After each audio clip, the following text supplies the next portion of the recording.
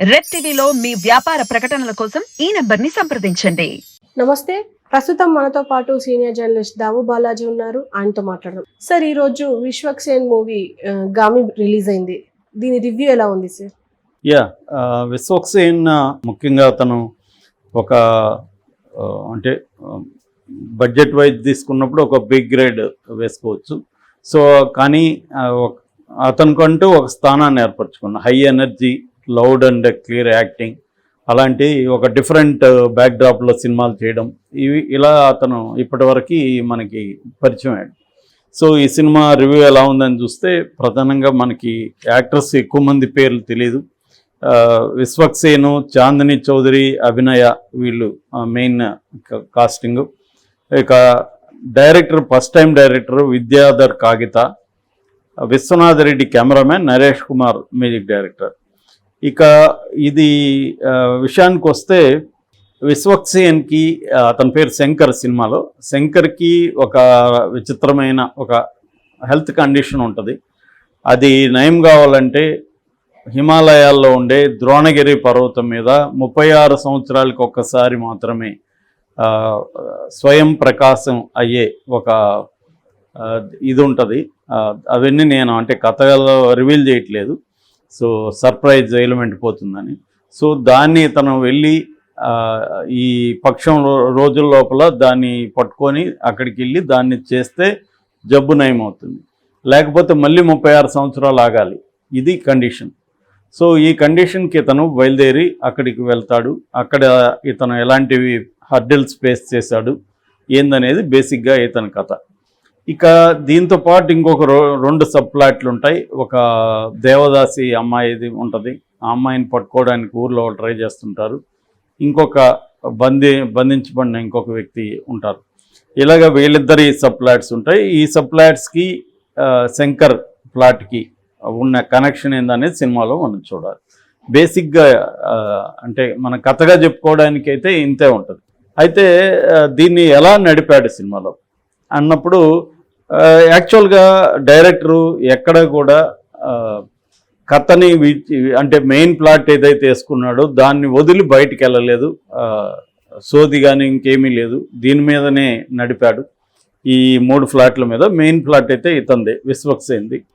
నిజానికి ఇది very interesting, వినడానికి కూడా ఇంట్రెస్టింగ్. ఎందుకంటే ఒక రేర్ హెల్త్ కండిషన్ ఉంటుంది, ఆ రేర్ హెల్త్ కండిషన్కి రేర్ సొల్యూషన్ ఉంటుంది, ఆ రేర్ సొల్యూషన్కి టైం బౌండ్ ఉంటుంది.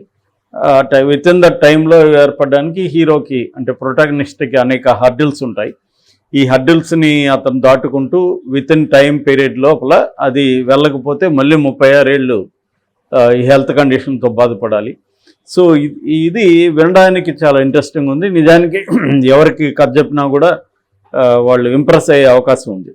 అయితే దీనికి 2 సబ్ ప్లాట్లు కూడా పెట్టి దాని కనెక్షన్ కోసం కూడా పెట్టాడు. అంటే క్లవర్గా ఈ ఫ్రేమ్వర్క్ని అయితే డైరెక్టర్ చాలా క్లవర్గా ఎంచుకున్నాడు. రెండోది, ఇది రెగ్యులర్ ఫ్రేమ్వర్క్ కాదు, ఖచ్చితంగా తెలుగు సినిమాలో తీసుకుంటే ఒక డిఫరెంట్ ఫ్రేమ్వర్క్. ఇది మామూలుగా ఇంగ్లీష్ సినిమాలు లేకపోతే కొన్ని మలయాళ సినిమాలు ఇలా ఉంటాయి, రేర్గా తమిళ్లో కూడా ఒక్కోసారి వస్తాయి, కానీ తెలుగులో జనరల్గా ఇలాంటివి రావు. దాని డైరెక్టర్ అది బాగా చేశాడు.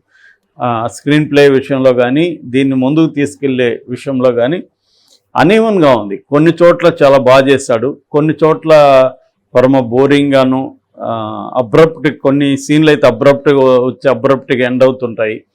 కొన్నిసార్లు ఏమో అతను కామెంట్ పెట్టాడు, ఫస్ట్ హాఫ్ అంతా నాకు స్లీపింగ్ ట్యాబ్లెట్ లాగా ఉందని.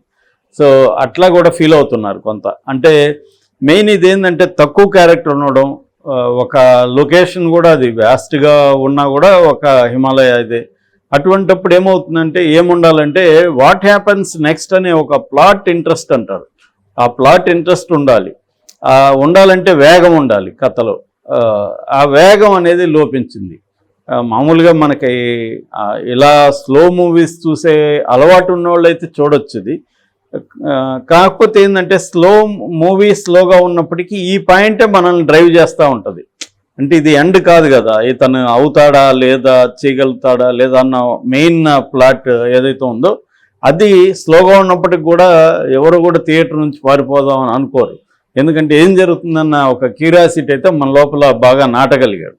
అది బాగా ఉంది. ఈవెన్ ఇంటర్వ్యూలు కూడా అబ్రప్ట్గా ముగించాడు.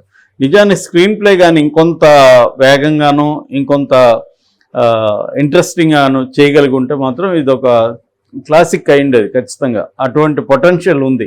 ఎందుకంటే విజువల్స్ వండర్ఫుల్ ఉన్నాయి.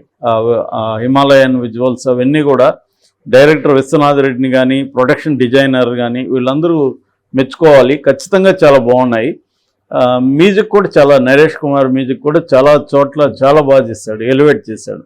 అంటే టెక్నికల్గా film is very good. Only రైటింగ్లోనే ప్రాబ్లం ఉంది. రైటింగ్లో స్క్రీన్ ప్లేని ఎక్కడికక్కడ తీసుకుపోవడంలో డైరెక్టర్ ఒక అన్ఈవన్గా తీసుకెళ్ళాడు. అందువల్ల మన విశ్వక్సేన్ చాలా బాగా చేసినప్పటికీ ఓపిక్గా కూర్చోవాల్సి వస్తుంది. ఓపిక్గా కూర్చుంటే ఫైనల్గా ఒక మంచి సినిమా చూసిన ఫీలింగ్ అయితే వస్తుంది. కానీ అంత ఓపిక్గా కూర్చుంటారనేది మనకు తెలియ సినిమా ఆడియన్స్కి మనకి డౌట్. కానీ ఇది థియేటర్లోనే చూడాలి. మళ్ళీ అగైన్ ఓటీపీలో చూద్దాంలే అనుకుంటే కుదరదు. ఎందుకంటే అంత విజువల్ వండర్ మిస్ అవుతాం మనం ఓటీటీలో అయితే. థియేటర్లోనే చూడాలి. అంటే రెండు కాంట్రడిక్టరీ వ్యవహారాలు ఉన్నాయి దీంట్లో. థియేటర్లో చూడాల్సిన సినిమా విజువల్గా, కథ స్క్రీన్ ప్లే పరంగా ఏమో థియేటర్లో అంతసేపు కూర్చోవాలన్నా, ఓటీటీలో అయితే ఫాస్ట్ ఫార్వర్డ్ చేయొచ్చు కదా అనిపిస్తుంది. సో అటువంటి ఒక ఇబ్బంది ఈ సినిమాలో ఉంది. కానీ చాలామంది అయితే చూసిన వాళ్ళు బాగా ఓపిక్గా చూసే అలవాటు ఉన్నవాళ్ళు మాత్రం బాగుందని చెప్తున్నారు. లేని వాళ్ళైతే ఇది స్లీపింగ్ పిల్ అని అంటున్నారు. నాకైతే నేను అంటే స్లో పేస్ సినిమాలో అలవాటు ఉంది కాబట్టి నాకు బాగానే అనిపించింది. కొద్దిగా పేషెన్స్ అయితే ఉండాలి. ముఖ్యంగా ఫస్ట్ హాఫ్లో చాలా సీన్లు స్లోగా వెళ్తాయి. ఇక లవ్ ట్రాక్ పెద్దగా అంత గొప్పగా ఏం లేదు, పెద్దగా లేదు.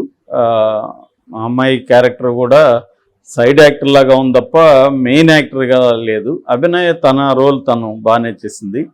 ఇంకా కొత్త వాళ్ళు చాలామంది ఉన్నారు అక్కడక్కడ, వాళ్ళందరూ కూడా బాగా చేశారు. దాని ఏమంటారు, అక్కడ హిమాలయాలో ఉండే ఋషులు కావచ్చు, వాళ్ళు బైరాగులు కావచ్చు, ఆ క్యారెక్టర్లంతా కూడా బాగా వచ్చాయి అన్నమాట. సో ఇది నిజానికి పెద్ద హైప్ వచ్చింది బిగినింగ్లో. మనకి ట్రైలర్తో కానీ రాజమౌళి ట్వీట్ చేశాడు. అంటే 4 ఏళ్ళు తీశారు దీన్ని, ఎంత కష్టపడ్డారు అదంతా కనబడుతుంది విజువల్గా తీస్తే. ముఖ్యంగా ఒక ఐస్ మౌంటైన్ దగ్గర ఒక యాక్షన్ సీక్వెన్స్ ఉంది, అది విత్ రోపు చాలా బాగా వచ్చింది. అది అక్కడ గ్రాఫిక్స్ కూడా చాలా బాగా వచ్చాయి. అది కనిపిస్తుంది 4 ఏళ్ల శ్రమపడి వీళ్ళు చేశారు హిమాలయాల్లో అనేది కనబడుతుంది. బట్ బాధేసేది ఏంటంటే ఇంత బాగా చేసి ఎమోషనల్ కనెక్షన్ లేకుండా పోయింది. అది మేజర్ ప్రాబ్లం. ఇతను కూడా ఏంటంటే మామూలుగా అయితే ఇతను లౌడ్గా ఉంటుంది ఇతను యాక్టింగ్, విశ్వక్సేన్. దీంట్లో అట్లా కాకుండా very subtle, very sad, very moody అలా ఉంటుంది అనమాట. అది చాలా కాంట్రాస్ట్ చేయగలిగాడు అతనైతే. అంటే ప్రయోగం చేయడానికి అతను కూడా బాగా చేస్తాడు. డైరెక్టరు హీరోని మనం ఖచ్చితంగా మెచ్చుకోవాలి ఇలాంటి సినిమా చేసిన దానికి. ఎందుకంటే ఇవి ఎప్పుడంటే అప్పుడు చేయరు, ఖచ్చితంగా ఎంకరేజ్ చేయాలి, మెచ్చుకోవాలి. ఓపిక్గా చూస్తే మాత్రం అందరికి కూడా ఇది సినిమా మంచి సినిమా తీశారన్న ఫీలింగ్ అయితే వస్తుంది ఖచ్చితంగా. నాకు తెలిసి ఇది ఓటీటీలో థియేటర్ కంటే కూడా ఓటీటీలో బాగా ఆడుతుంది. ఎందుకంటే కనీసం ఎక్కడైనా బోర్ ఉంటే నెట్టేయచ్చు. కానీ ఎవరు కూడా సినిమానైతే మాత్రం ఆఫ్ చేయరు ఓటీటీలో కూడా. ఎందుకంటే ఆ క్యూరియాసిటీ ఉంటుంది, ఇతనికి ఏమవుతుంది ఎండ్కి అనేది. అట్లాంటి పెయిన్ని, అట్లాంటి ఇదిని మనకు వర్కౌట్ చేశాడు ఆ క్యారెక్టర్లో. విశ్వక్సేన్ కూడా మనకి ఒక రియల్ పర్సన్ లాగా మనకు ఫీల్ అవుతుంది తప్ప విశ్వక్సేన్ని చూస్తున్నట్టుగా ఉండదు. అంటే ఒక హీరోనో ఆర్టిస్ట్ని చూస్తున్నట్టు ఉండదు, క్యారెక్టర్ కనబడుతుంది మనకి. సో ఆ ఫీల్ అయితే తీసుకొచ్చాడు. ఖచ్చితంగా డైరెక్టర్ని అప్రిషియేట్ చేయాలి. ఒక డిఫరెంట్ డిఫరెంట్ మూవీని మనకి ఇచ్చిన దానికి. నా రేటింగ్ 2.75 out of 5.